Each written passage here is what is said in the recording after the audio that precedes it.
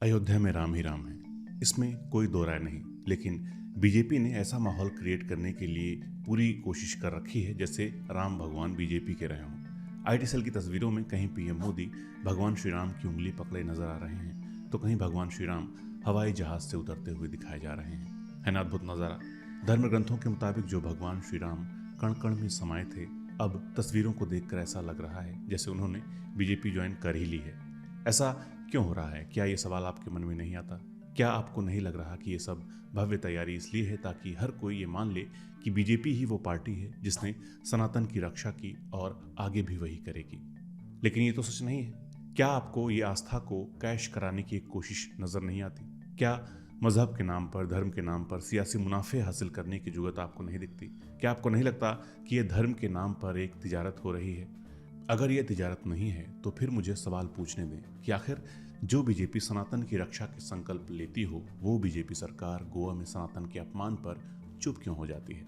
Loud music पर dance हो रहा था, लोग शराब पी रहे थे और स्क्रीन पर थी भगवान शिव की तस्वीर। मौका था गोवा के सनबर्न फेस्टिवल का, वो फेस्टिवल जो नशे के इस्तेमाल को लेकर पहले ही बदनामी में रहा है।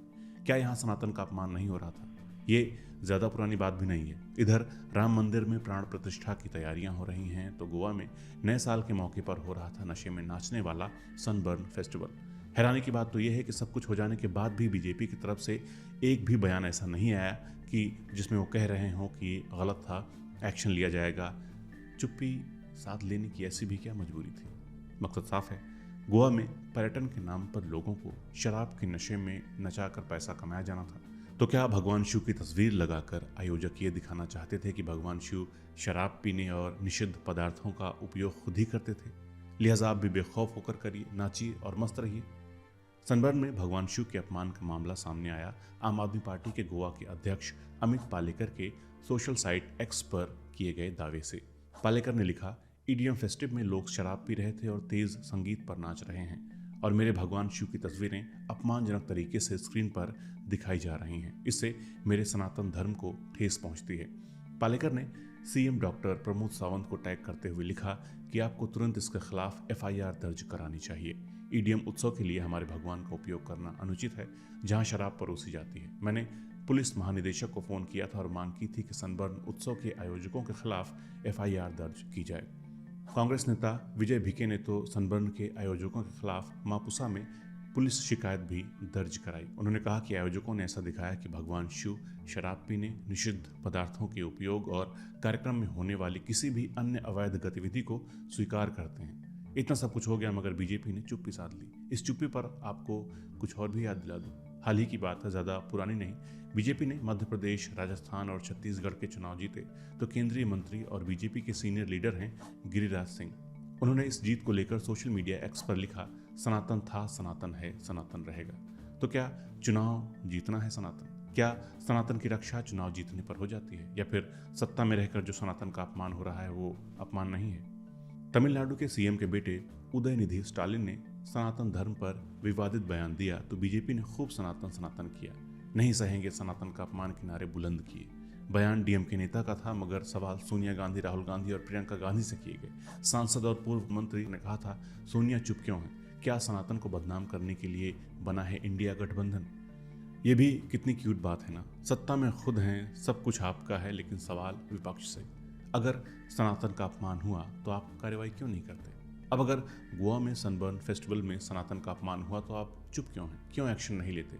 ये तो वही बात हुई कि खुद करें तो डिस्को, दूसरे करें तो मुजरा। ये दोहरे मापदंड क्या सत्ता में बने रहने के लिए है?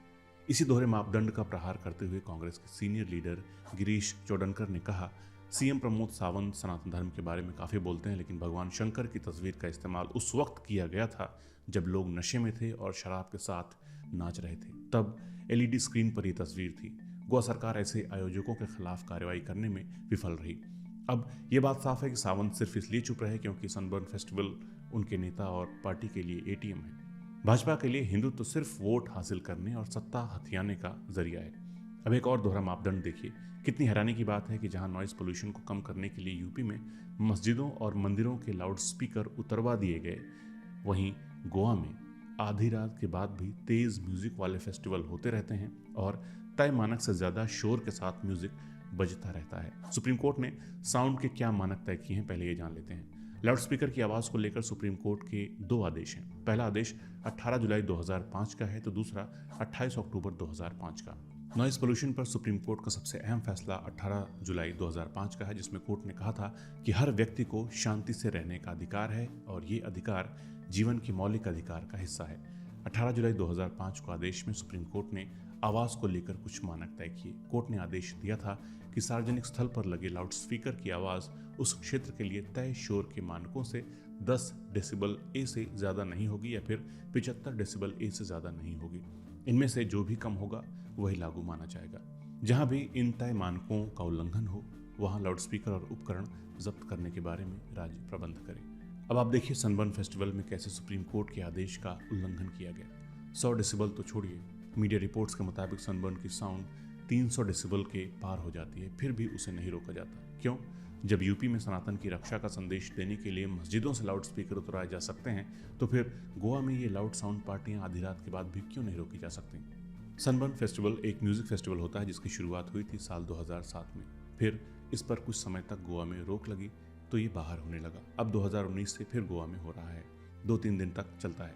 आप सोच रहे होंगे कि ये सनबर्न भला क्या है। दरअसल अल्ट्रा वायलेट किरणों से स्किन जल जाती है, उसे अंग्रेजी में सनबर्न कहा जाता है। लेकिन गोवा में होने वाला सनबर्न स्किन जलने का नहीं बल्कि युवाओं के नशे में डूब जाने का पर्याय बन चुका है।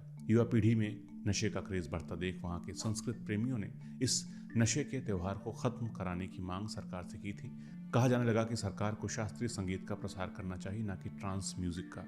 युवा पीढ़ी को अट्रैक्ट करने वाला ये संगीत असुरों का संगीत है, मगर जहां पैसे का बड़ा खेल हो रहा हो वो रुकता कैसे? सनबर्न की वजह से गोवा में हजारों लोग आते हैं। ज्यादा तादाद लड़के और लड़कियों की होती है। हुक्का, चिलम और जाम छलकते हैं। इस नशे के चक्कर में सनबर्न फेस्टिवल के दौरान नशे से मौत हो जाने के केस भी सामने आए हैं। मगर सनातन की रक्षा का संकल्प करने वाली सरकार युवाओं को नशे से बचाने के लिए कोई काम करती नहीं दिखी, बल्कि बंद हो चुके सनबर्न को गोवा में जोर शोर से कराने लगी। इससे नशे का कारोबार खूब फला फूला और फल फूल रहा है।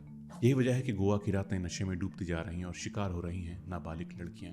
एनसीआरबी के आंकड़े बताते हैं कि साल 2022 में देश में नाबालिग बच्चों के साथ बलात्कार की दर सबसे ज्यादा गोवा में थी। 2022 में गोवा में दर्ज हुए 75 रेप केस, इनमें 57 विक्टिम थी 18 साल से कम उम्र की लड़कियां। सुनकर ही दहशत होती है। इन 57 विक्टिम्स में 2 बच्चियों की उम्र 6 साल से भी कम थी और बाकी 12 बच्चियों की उम्र 6 से 12 साल के बीच थी। रिपोर्ट के मुताबिक 26 विक्टिम्स की उम्र 12 से 16 साल के बीच और 17 लड़कियों की उम्र 16 से 18 साल के बीच थी। अब आप तय करिए कि क्या ये दोहरा मापदंड नहीं है? यानी एक तरफ राम का नाम लेकर जन भावनाओं को कैश कराने की तैयारी है, तो दूसरी तरफ लोगों को नशे में डुबोकर भगवान शिव की तस्वीरों से जस्टिफाई किया जा रहा है कि ये नशा नहीं बल्कि भगवान शिव की परंपरा है। आखिर ऐसे कैसे चलेगा? अयोध्या में राम और गोवा में छलकते जाम। आप भी सोचिए और तय करिए कि कहीं ये सनातन के ठेकेदार भगवान राम का नाम लेकर के मुनाफा कमाने की तैयारी में तो नहीं है। आप क्या सोचते हैं इस पूरे मामले पर? कमेंट करके ज़रूर बताइए। अगर पहली बार आए हैं तो चैनल ज़रूर सब्सक्राइब कर लीजिए। तो मिलते हैं अगले वीडियो में एक नए टॉपिक के साथ। नमस्कार।